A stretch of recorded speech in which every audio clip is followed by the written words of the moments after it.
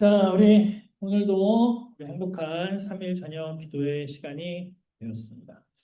이제는 진짜 완연한 가을이 된 것 같습니다. 제가 어제 오후 늦은 시간에 공원에 이제 달리기를 좀 하러 나갔는데 평소와는 다르게 이제 사람이 진짜 많아졌어요. 달리는 사람도 진짜 많고 이제 산책하는 사람도 진짜 많고 이제 어느덧 가을이 다가왔다는 얘기가 되고 또 아까 기도해 주셨지만 이 말은 또 무슨 말과 같냐면 곧 전도회가 다가오고 있다라는 이야기이기도 합니다. 제가 이제 교회 달력을 이제 일정표를 제가 이제 다시 이렇게 쓰면서 이제 어느새 대략 한 달도 채 남지 않은 이 전도회가 왔다는 것을 또 새삼 좀 느끼게 되는 것 같아요. 우리 한 마음으로 도 기도하면서 이 전도회를 잘 준비하면 좋겠습니다. 우리 계속해서 지금 화요일 저녁 시간에는 요나서를 제가 살펴보고 있죠. 우리 요나 오늘 말씀은 요나의 니느웨 여정이라는 제목으로 말씀을 함께 나누도록 하겠습니다. 그 바티칸에 가면 성 베드로 성당이 있는데요. 그 안에 너무나도 유명한 이 상이 이 대리석으로 하는 상이 있는데 이게 뭐냐면 피에타 상이라는 거. 미켈란젤로라는 사람이 이제 조각을 한 건데 보면 굉장합니다. 이거 대체 돌로 이걸 깎아서 이런 어떤 옷의 구부러짐과 이런 걸 어떻게 표현을 했는지 정말 저도 한번 가서 봤는데 진짜 엄청나게 정말 보면 감탄이 나옵니다. 야, 이걸 어떻게 만들었지? 근데 사실 우리가 보고 있는 이 피에타 상은 원작은 아닙니다. 원래 원형 그대로는 아니에요. 왜냐하면 이 피에타 상이 만들어지고 한참 지난 후에 정신병을 앓고 있던 한 환자가 피에타상을 보호하고 있던 철책을 넘어서 망치를 들고 들어갑니다. 그리고 내가 미켈란젤로다 혹은 또 내가 예수다 이러면서 이 망치를 피에타상을 한 12번인가 내려쳤다 그래요. 그래서 팔이 부러지고 이 팔이 박살나고 다리도 박살나고 막 다. 네, 이렇게 한 12군데 이게 파손되고 그다음에 가루도 막 부스러기 날리고 이렇게 됐었다라고 합니다. 그래서 난리가 났죠. 어떻게 하면 좋겠냐, 이거를 하면서 막 이거를 복원할 것이냐, 말 것이냐. 이제 고민이 되는 거죠. 이걸 복원을 하면 또 원래 작품은 아니니까 또 그 가치가 훼손되는 건 아닐까? 막 이런 고민도 있고. 그렇다고 그냥 두 장이 너무 그 파손된 상태가 너무 안 좋은 거예요. 그렇게 파손된 피에타상을 바라보면서 사람들의 마음속에 안타까움과 함께 이런 질문이 떠오릅니다. 과연 이 피에타상이 온전하게 복원될 수 있을 것인가? 파손이 되어 버렸기 때문에 이거는 저희가 뭐 이렇게 뭐랄까요 좀 이렇게 찰흙이나 뭐 진흙 이런 게 아니기 때문에 그냥 이렇게 문지른다고 흠이 없어지는 게 아니잖아. 자, 제가 처음에 이 이야기를 드리는 이유는 이것입니다. 우리가 요나서를 읽으면서 방금 던진 질문, 이 피에타상이 복원될 수 있을까라는 이 질문을 요나서에 대입해서 비슷한 질문을 좀 해보려고 합니다. 자, 요나가 어떻게 했죠? 하나님의 말씀에 불순종하고 스스로를 파멸의 자리에 내던졌어요. 나는 하나님의 말씀을 어기고 나는 도망치겠다라고 해서 원래 가야 했던 곳과 완전 정반대인 다시스, 완전 수천 킬로 떨어진 곳을 향해서 도망친 그 요나. 그리고 우리가 말씀에서 살펴봤지만 하나님께서 요나를 찾고 있기 때문에 폭풍우도 부르시고 이렇게 하셨는데 정작 요나는 뭐 하고 있었어요? 자고 있었어요. 네, 세상의 어떤 모든 정보를 끊고 지하 깊은 곳에서 자고 있었습니다. 다른 이들에 의해서 하나님을 믿지 않는 사람에 의해서 깨워져서 올라오고 결국 고래가 아니죠. 큰 물고기 뱃속으로 던져진 이 요나. 우리가 지금까지 살펴본 이 요나의 이 일생은 망가진 것밖에 없습니다. 하나님의 뜻을 거슬러서 잘못된 길을 간 내용밖에 없어요. 그러면 그런 요나의 인생은 다시금 원래대로 회복될 수 있는가? 다시 피에타상 이야기로 돌아가 보겠습니다. 이 피에타상은 그 후에 사람들이 결정을 내려서 복구를 하게 됩니다.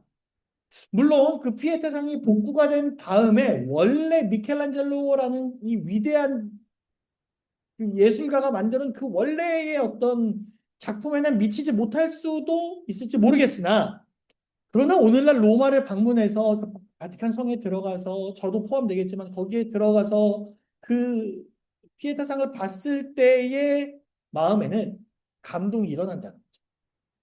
지금 무슨 말이냐면 피에타상이 예전과 완전 그 원래 오리지널 그대로는 아니겠지만 회복되었다라는 거예요. 마찬가지로 이 요나의 인생도 회복될 수 있다는 거죠. 이것은 자기의 삶이 무너져 버렸다고 느끼는 사람들이 가질 수 있는 희망입니다. 요나의 이야기는 도덕적으로나 영적으로 또 경제적으로 혹은 인간관계에 있어서 철저하게 실패를 경험한 사람들에게 너희들의 인생이 다시금 회복될 수 있다라는 가능성의 메시지를 던져주는 책이기도 합니다. 우리의 인생은 회복될 수 있어요. 우리가 살아가면서 어느 날 갑자기 경험했던 어떤 그런 급작스러운 절망 혹은 무너짐 혹은 내 마음에 씻을 수 없는 그런 상처가 있지만 그럼에도 불구하고 이 성경은 요나서는 하나님의 말씀은 우리들에게 뭐라고 말해주냐면 회복될 수 있다라는. 그래서 오늘 우리가 살펴볼 것은 그럼 그것을 위해서 우리의 회복을 위해서 우리가 해야 될 것은 무엇인가? 네, 우리가 해야 될 것은 무엇인가에 대해서 우리가 요나서 3장을 저희가 함께 살펴보도록 하겠습니다. 자, 요나가 하나님의 말씀에 불순종하여 도망갔다가 물고기 뱃속에서 지난 시간에 살펴봤지만 깊은 회개를 한 뒤에 그가 어떻게 회복되었는지를 이 3장에서 좀 살펴보도록 하겠습니다. 자, 첫 번째, 요나는 하나님의 은혜의 음성을 듣게 됩니다. 물고기 뱃속에서 3일 밤낮을 보낸 뒤에 깊은 회개를 하며 하나님의 은혜에 감사하게 됩니다. 그리고 나서 2장 10절에 보면 하나님께서 물고기에게 명하셔서 요나를 토하도록 하셨어요. 저는 어릴 때는 요나서를 볼 때 이 물고기가 바로 요나를 토해낸 곳이 바로 니느웨인 줄 알았어요. 근데 아니에요. 니느웨는 주변 삼면에 바다가 없는 그냥 완전 대륙 한가운데에 있기 때문에 육지에 토해질 수가 없어요. 정확히 어딘지는 모르지만 토해졌어요. 뭐 대략 뭐 해변가겠죠. 그렇죠? 해변가에 토해졌겠죠. 그리고 흔히 우리가 TV에서 보는 어떤 그러한 장면처럼 파도가 치는 해변에 요나가 누워 있었을 것입니다. 그리고 정신을 차려보니 어디에요? 육지에 도착하는 거예요. 살아난 거예요. 정말 막 그 폭풍우가 몰아치던 그 밤에 제비뽑기에서 자기가 뽑혔고 나 때문에 이런 모든 일이 일어났고 그다음 자기가 물고기 바다로 던져졌고 막 물고기 뱃속에 들어 이 모든 여정을 이제 뒤로 하고 살아난 거예요. 쉽게 말하면 요나가 하나님의 은혜를 깨닫게 됩니다. 내가 살아나왔다라는 그 자체가 하나님의 은혜라는 것을 요나가 깨닫게 되는 거예요. 그런 감사, 기쁨, 그런 안도감 이런 모든 것들이 요나의 마음을 감싸고 있던 그 순간에 그때 하나님께서 요나에게 이렇게 말씀하십니다.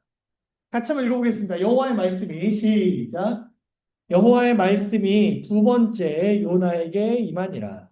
이르시되 일어나 저 큰 성읍 니느웨로 가서 내가 내게 명한 바를 그들에게 선포하라 하신지라. 자, 여기서 우리는 중요한 동사 세 가지를 찾을 수 있습니다. 뭐죠? 첫 번째는 일어나, 두 번째는 가서, 세 번째는 선포하라. 근데 여러분 이 말씀 어디서 굉장히 익숙하지 않습니까?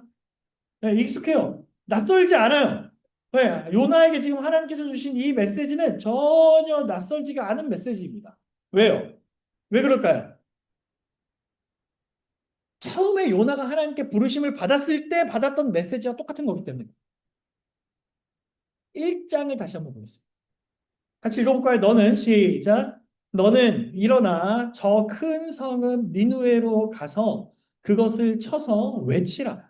그 악독이 내 앞에 상달하였음이니라 하시니라. 네, 여기서 처음에 요나가 처음 받았던 메시지가 뭐예요? 일어나 가서 외쳐라, 선포해라. 그러니까 똑같은 메시지를 받은 거예요. 그런데 이 1장의 메시지와 이 3장의 메시지는 조금 다른 점이 있습니다. 뭐가 다를까요? 그 3장의 메시지 앞에 두 번째라는 단어가 붙습니다. 두 번째. 왜 두 번째가 붙었을까요? 아무 의미가 없을까요? 그럼 두 번째 말씀하시니까 두 번째라고 말씀하셨을까요? 물론 그럴 수도 있겠지만 우리가 이 요나서 이 장면을 보면서 생각해야 될 건 이것입니다. 요나가 지금 하나님께서 저를 부르셨으니 제가 기꺼이 순종해서 니느웨로 가겠습니다라고 해서 그 해변가에 도착한 게 아니잖아요. 하나님의 말씀 저는 싫습니다라고 도망쳤다가 다시 돌아서 오게 된 곳이 지금 이제 해변가에 도착을 한 거잖아요. 요나가 불순종해서 도망쳤기 때문에 하나님께서는 그를 향해서 침묵을 지켜버리셨을 수도 있습니다. 그냥 요나가 이렇게 갔으니 오케이 너는 나의 말을 거역하였으니 그대로 끝이라고 말씀하셔도 돼요. 그 모든 선택은 오로지 하나님께 있습니다. 그런데 하나님은 요나에게 다시 말씀하신 똑같은 기별을 다시 기회를 주시는 것입니다. 다시 기회를 준다는 것의 밑바탕에는 하나님께서 요나에게 보여주시는 은혜가 깔려 있어요. 즉 내치지 않는다는 것입니다. 실수했지만 요나가 하나님을 거절하고 떠나간 적이 있지만 하나님께서 요나를 사랑하셔서 은혜를 주셔서 다시 한번 그로 하여금 사명을 전할 수 있는 기회를 허락하신다는, 실수했다고 잘못했다고 내치지 않아요. 하나님의 말씀을 어겼다고 버리지 않습니다. 하나님은 다시 요나를 다시 불러서 이렇게 토닥토닥해서 회개할 수 있는 기회도 주시고 은혜를 깨달을 수 있는 시간도 주시고 나중에 다시 하나님의 사역을 감당할 수 있는 그 기회까지 하나님이 두 번째로 다시 주셨다. 저는 이 두 번째 요나에게 말씀을 주셨다는 이 사실이 참 은혜가 있습니다. 장기가 있잖아요. 저는 사실 바둑은 하나도 할 줄 모르고 장기만 조금 할 줄 아는데 제가 장기를 군대에서 배웠어요. 근데 군대에서 딱 두 종류의 사람이 있었어요. 한 사람은 절대 봐주지 않는 사람. 와, 세상에 이렇게 표현적으로 해서 하이에나가 따로 없습니다. 저는 이제 초보니까 장기를 군대 가서 처음 했으니까 뭐가 어디로 가는지도 모르고 수가 안 보이잖아요. 그럼 이게 얼마나 초보입니까? 그러면은 잘 두는 사람이면 내가 이렇게 잘못 뒀으면 냉큼 먹어버립니다. 그래서 한 번만 봐달라, 한 수만 물러달라. 안 물러줍니다. 그게 뭐라고? 그리고 그렇게 저한테 이렇게 장기는 이렇게 둬야 된다고 엄청 저를 구박하면서 가르쳐 주지도 않으면서 제 거 장기 말만 다 먹어가는 거예요. 제가 너무 화가 나고 치사해가지고 제가 결심을 했어요. 내가 언젠가는 너를 이기고 내가 제대하기 전에 너를 한 번은 내가 이기겠다. 근데 다른 부류의 사람이 있었는데 이 사람은 거의 장기판계의 예수님 같은 사람이었어요. 저한테 이걸 알려주는데 이 사람이 그 하이에나 같은 사람도 훨씬 잘 둡니다. 근데 제가 이제 저랑 이제 친했는데 걔 알려주면 제가 이렇게 두면 에헤 하면서 이렇게 두면 안 된다고 하면서 수를 막 알려줘요. 그 한 수를 눌러줘요. 다시 기회를 줘. 그렇게 이렇게 두면 또 이것도 이런 수가 있다고 또 다시 알려줍니다. 이거를 반복해서 저한테 알려줘요. 그러니까 그 사람이랑 하니까 장기가 진짜 재밌었습니다. 재미도 있고 집중도 하게 되고 실력도 오르고. 그러고 딱 제대할 때까지 가지도 않았어요. 딱 3개월. 그 다음에 제가 다시 그 하이에나와 같은 사람과 다시 장기를 놓습니다. 제가 이겼을까요, 졌을까요? 이겼죠. 이겼어요. 한 번 딱 이기고 다시는 두지 않았습니다. 원래 마지막에 이기는 사람이 이기는 거거든요. 그리고 안 두면 평생 놀릴 수 있어요. 이제 그런 거예요. 제가 왜 이 이야기를 말씀을 드리냐면 요나서에 등장하는 하나님의 모습, 즉 실수하고 잘못하고 올바르지 못한 길로 걸어갔던 그 요나에게 다시금 기회를 주고 다시금 회복할 수 있도록 도와주고 다시 한번 그가 하나님의 그 복음을 전할 수 있는 특권을 다시 누릴 수 있도록 도와주시는 그 하나님의 모습, 그런 하나님의 특성을 우리는 뭐라고 부르냐면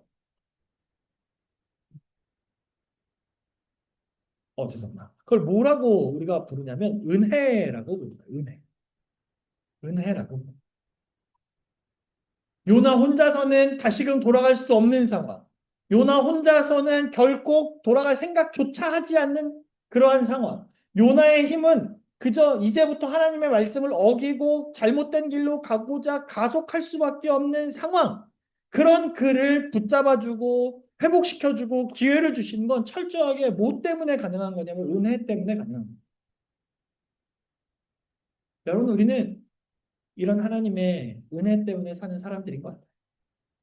내가 비록 부족하고 넘어지고 실수하고 때로는 하나님을 의심하고 하나님 어떻게 나한테 그럴 수 있습니까? 원망도 하고 이런 연약한 모습이 있다 하더라도 그래도 하나님은 우리를 사랑하시고 은혜를 베푸셔서 다시 기회를 주시다.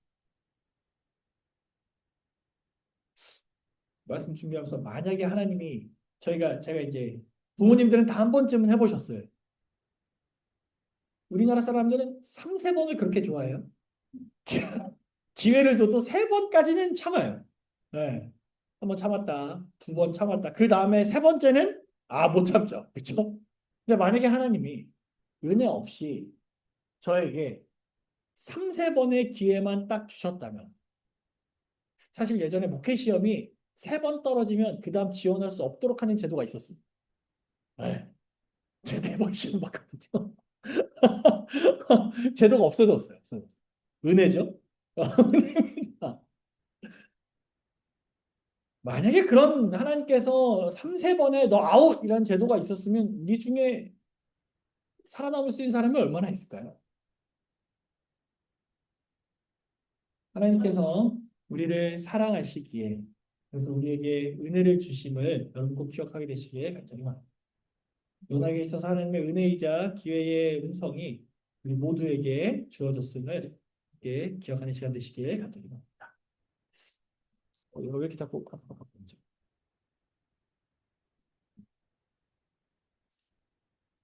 자, 우리 두 번째 요나에게 임한 말씀 우리가 함께 살펴보도록 하겠습니다. 다시 한번 뺐다가 다시 정리하도록 하겠습니다.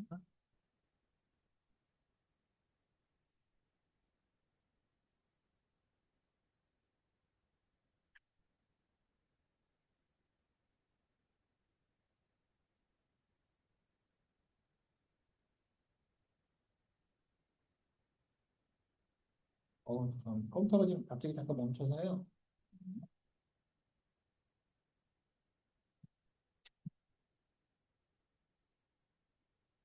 네, 설교를 하다 보니 이런 일도 있네요. 생각해 보면 이런 일이 조금 반복이 될 필요는 있습니다. 왜냐하면 그래야 제가 컴퓨터를 새로 살 수 있어요.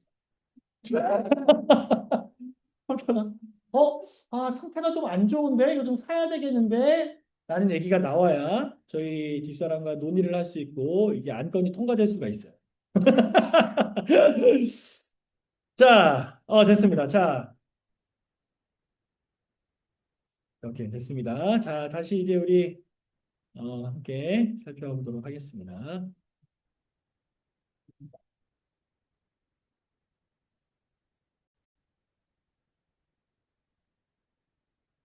됐습니다. 이제 이게 또 안 나왔어요. 이제 컴퓨터를 새로 사는 건데, 이거. 자, 자, 두 번째, 요나에게 임한 말씀. 자, 이제 요나가 하나님의 음성을 듣고 이제 순종하기로 결심했습니다. 하나님께 은혜를 받아서 이제 가기로 결심을 해요. 근데 순종한다고 해도 변하지 않는 사실이 있습니다. 3절, 우리 같이 한번 읽어볼까요? 요나가, 시작. 요나가 여호와의 말씀대로 일어나서 니느웨로 가니라. 니느웨는 극히 큰 성읍이므로 3일 길이라. 자, 여러분 이 말씀은 잘못 읽으면 착각하시면 요나가 있는 데서 니느웨까지 가는데 3일 길이다 이렇게 오해하실 수 있는데요. 그게 아니라 그냥 니느웨라는 성읍 자체가 한 번 도는데 3일이 걸린다는 얘기예요. 그러니까 엄청 큰 성이죠. 그렇죠? 자, 이게 무슨 말이냐면 요나가 하나님의 말씀을 듣고 순종하기로 했어도 무엇은 변하지 않아요? 성읍의 사이즈는 변하지 않아요. 요나가 하나님 말씀 처음 들었을 때는 성읍이 하루만 돌면 되고 지금은 3일을 도는 그런 게 아닙니다. 그냥 예전에든 지금이든 니느웨라는 성 자체는 변하지 않아요. 또 하나, 지금 요나가 전해야 하는 말씀의 핵심은 무엇입니까? 니느웨가 뭐 할 것이다? 망할 것이다. 네, 그 기별도 변하지 않았어요. 우리들은 이제 성경을 이제 많이 보셨으니까 성경에서 하나님께서 이거 너희 이렇게 되면 멸망한다라는 이 메시지는 그 안에 우리로 하여금 돌아오라는 하나님의 은혜가 담겨 있구나라는 걸 우리는 알지만 사실 니느웨 사람들에게 있어서 하나님이라는 존재 자체를 별로 관심이 없는 사람들인데 그 사람들에게 너 망할 거야라고 하면 누가 그걸 좋아하겠습니까? 그렇죠? 그냥 단순히 좋아하지 않는다가 아니라 싫어하죠. 거부하는 것입니다. 그럼 이게 무슨 말이냐면 정리해 보면 요나가 여호와의 말씀대로 일어나서 내가 니느웨로 가야지라고 했다고 해서 지금 내가 하나님의 은혜를 받았기에 하나님 제가 순종하겠습니다 라고 말했다고 해서 그가 감당해야 될 사업이 전혀 변한 건 아니라는 것입니다. 그 말을 우리는 뭐라고 정리할 수 있냐면 부담감이라고 할 수 있어요. 부담. 여러분, 우리가 순종한다 그래서 우리의 숙제가 쉬워지지는 않습니다. 어려운 것은 어려운 것이고 부담스러운 건 부담스러운 것. 우리가 순종을 결심했음에도 불구하고 우리 인생은 여전히 험난할 수 있습니다. 여전히 우리를 넘어뜨리고자 하는 많은 시련들 앞에 서 있을 수 있다는 말이에요. 그래서 우리가 이 시간에 기억해야 되는 것은 그러한 순간에 우리는 하나님의 말씀에 순종하기란 동시에 내 순종의 대가로 영적인 어떤 대가를 지불할 결심 또한 해야 되는 것입니다. 그 대가가 뭘까요? 우리가 지불해야 되는 영적인 대가가 뭘까요? 말씀대로 순종하겠다라는 대가를 치러야 됩니다. 요나는 어떻게 했을까요? 같이 한번 읽어보겠습니다. 3장 4절입니다. 요나가 시작. 요나가 그 성읍에 들어가며 곧 하룻길을 행하여 외쳐 가로되 40일이 지나면 니느웨가 무너지리라 하였더니. 네. 참 이상하죠. 요나가 이전에 들은 말씀도 이걸 하라는 거였고 요나가 요나의 물고기 뱃속에서 나온 뒤에도 이걸 하라는 얘기였어요. 근데 그 전에는 도망쳤다면 그걸 하고 싶지 않아서 대가를 지불하지 않고 하나님의 말씀에 순종하지 않고 도망쳤다면 지금 이 순간만큼은 요나는 하나님께서 말씀하신 대로 순종하겠다라는 그것을 지불하는 것입니다. 우리가 험한 세상 속에 살아가지만 그럼에도 불구하고 나는 하나님 앞에 순종하고 이 길을 가겠다고 마음먹은 사람들을 통해서 하나님은 놀라운 역사를 이루신다는 사실을 우리는 꼭 기억할 필요가 있습니다. 각오하고 순종하는 것이 쉽지 않은 결심이지만 하나님께서는 그 결심을 한 사람을 높이 쓰셨다는. 요나의 경우는 어떨까요? 요나가 이렇게 순종했잖아요. 그 결과 어떻습니까? 아, 굉장히 놀랍습니다. 제가 4절부터 9절까지의 말씀을 천천히 읽어볼 테니까 한번 잘 눈으로 따라오시면 좋겠습니다. 요나가 그 성에 들어가며 곧 하룻길을 행하며 외쳐 가로되 40일이 지나면 니느웨가 무너지리라 하였더니 니느웨 백성이 하나님을 믿고 금식을 선포하고 물온 대소하고 굵은 배를 입은지라. 그 소문이 니느웨 왕에게 들리매 왕이 보좌에서 일어나 조복을 벗고 굵은 배를 입고 제에 앉으니라. 왕이 그 대신으로 더불어 조서를 내려 니느웨에 선포하여 가로되 사람이나 짐승이나 소떼나 양떼나 아무것도 입에 대지 말지니 곧 먹지도 말 것이요 물도 마시지 말 것이며 사람이든지 짐승이든지 다 굵은 배를 입을 것이요 힘써 여호와께 부르짖을 것이며 각기 악한 길과 손으로 행한 강포에서 떠날 것이다. 하나님이 혹시 뜻을 돌이키시고 그 진노를 그치사 우리로 멸망치 않게 하시리라. 그렇지 않을 줄을 누가 알겠느냐 한지라. 자, 이게 무슨 말이냐면 요나가 들어가요. 3일길이 되는 그 큰 성, 즉 원래는 3일 동안 돌아야 그 성 전체의 기별을 다 전할 수 있는데 요나가 하나님의 말씀에 순종하여 들어가서 다 돌기도 전에 그냥 하루밖에 안 돌았는데 기별의 효과가 나타났다는 얘기. 누가 움직여요? 백성들이 움직여요. 하나님께서 그들의 마음을 움직이십니다. 그러자 놀라운 회개의 역사가 이 성에서 일어나기 시작합니다. 백성이 움직이니까 또 누가 움직여요? 왕이 움직여요. 근데 그게 얼마 만에 이루어졌어요? 하루. 딱 하루. 각오하고 순종이라는 대가를 지불한 요나의 메시지가 단 하루 외쳐졌을 뿐인데 3일 길의 큰 성읍 니느웨가 움직이기 시작한 거예요. 이거 엄청난 사건입니다. 우리한테 적용하면 어떨까요? 다음 달에 이제 전도회가 있는데 우리가 전도회가 목금토 이렇게 3일 예정되어 있는데 언제만 한 거예요? 목요일만 한 거예요. 목요일 하루만 딱 전도회를 했는데, 막, 여기가 막, 지역이 막 들썩들썩 하는 거지. 딱 하루만 사람들을 초청했는데, 이 지역이 막, 막, 들썩. 김포시장이 막 회개한다 그러고 막. 김포시장 회개했으면 이제 누구도 회개해야 돼요, 이제. 예? 경기도지사도 이제 회개하고, 이제. 요나의 일은 굉장한 일인 거예요. 근데 그게 어디서부터 시작했습니까? 내 인생을 하나님께 붙들리고 하나님의 말씀에 순종하겠다라고 결심한 그 사람을 통해서 이러한 역사가 일어났다. 사랑하는 기독교 성도 여러분, 이 시간 간절히 바라는 것은 우리가 바로 그 한 사람이 되도록 기도하는 우리 모두가 되시길 간절히 바랍니다. 요나가 기도하고 하나님께 헌신하고 하나님께 은혜 받았음을 깨닫고 감사하고 순종했다 결심했을 때 그의 사역 자체가 적어지거나 사라진 것은 아니지만 분명 그 안에 하나님께서 놀라운 역사를 이루셨음을 우리가 꼭 기억하고 그 역사가 나를 통해 이 교회에서 일어나기를 기도하는 우리 모두가 되어주시기에 주님의 이름으로 간절히 바랍니다. 네, 정리해 보도록 하겠습니다. 오늘은 한번 말씀을 거절하고 실패해서 보면 자신의 어떤 그 삶에 있어서 큰 실패를 경험했던 이 요나가 어떻게 영적으로 재기에 성공했는지를 우리가 살펴보았습니다. 첫 번째는 뭐였어요?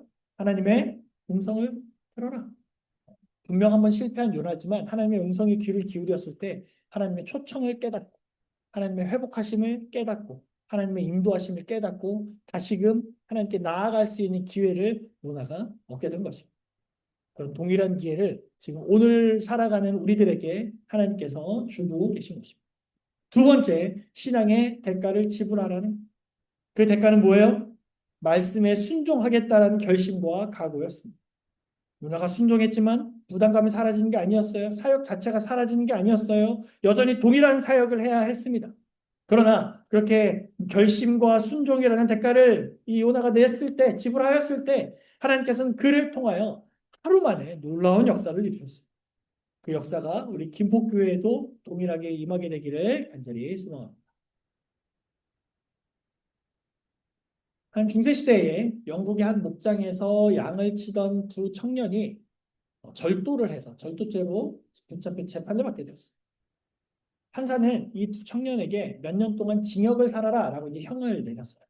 그리고 거기에 더해서 또 하나의 형벌을 내렸는데 바로 그 청년의 이마에 인두로 이제 S자로 이렇게 인두로 여기 지지는 거예요. 그래서 이게 스틸링이라고 해서 도둑이라는 뜻인데 얘는 물건을 훔친 도둑이다라고 해서 여기다 낙인을 찍어버린 거예요. S자라고 낙인. 그렇게 몇 년 후에 감옥에 살다가 몇 년 후에 두 청년은 감옥에서 이제 나오게 되었습니다. 근데 그 중에 한 명은 나는 더 이상 이 수치스러운 마크를 붙이고선 이 마을에서 살 수 없다고 생각하고 마을을 떠나게 됩니다. 그 중에 이제 도피겠죠. 내가 살기 위해서 도피를 한 거죠. 그러나 다른 한 청년은 자기 이마에 새겨진 이 말할 수 없는 저주의 낙인에도 불구하고 그 마을에 남기로 결심하였습니다. 몇 년 동안의 복역을 통해서 하나님을 믿게 되었고 새로운 삶을 살기로 되었습니다. 그는 이제부터 하나님과 이웃의 기쁨을 위해서 살아가는 인생이 되겠다라고 결심하고 자신의 인생을 그렇게 성실하게 살게 됩니다. 그렇게 시간이 흐르자 사람들은 점점 그의 낙인과 그의 죄를 잊어버리기 시작했어요. 그리고 그가 얼마나 좋은 사람인지에 대해 사람들이 이야기하기 시작했습니다. 그러던 어느 날 드디어 이 청년이 나이가 들어서는 그 마을에서 제일 존경받는 노인이 되었어요. 그리고 어느 날 그 노인이 지나갈 때 그 마을에 살던 두 소년이 다음과 같은 주제로 이야기하기 시작했습니다. 야, 우리가 좋아하는 저 할아버지 이마에 S라는 글자 있지? 그 S가 왜 있는 걸까? 저 무슨 뜻일까? 그러자 한 소년이 이렇게 대답했어요. 글쎄, 아마 그 S자는 성자, 세인트라는 그 성자의 첫 글자일지도 몰라. 그는 처음에는 도둑이라는 낙인을 받았지만 하나님의 은혜로 하나님을 믿게 되고 그의 뜻대로 하나님의 말씀대로 그 이끄심대로 결심하고 살아갔을 때 그의 인생이 바뀌고 성자의 칭호를 받게 되는 것입니다. 우리도 연약합니다. 어쩌면 지금 연약해져 있는 상태인지도 모르고요. 그러나 우리가 기억해야 될 것은 하나님께서 나를 사랑하시고 이런 연약해진 나를 또 연약해지고 있는 나를 하나님께서 붙잡으셔서 이끌고 계심을 여러분 꼭 기억하시는 이 시간 되시길 간절히 바랍니다. 하나님 오늘도 나에게 기회를 주시고 오늘도 나를 초청하고 계심을 믿고 그 이끄심에 반응하여 이번 한 주를 힘차게 살아가시는 또 은혜롭게 살아가시는 우리 모두가 되시길 간절히 바라면서 말씀을 마치겠습니다.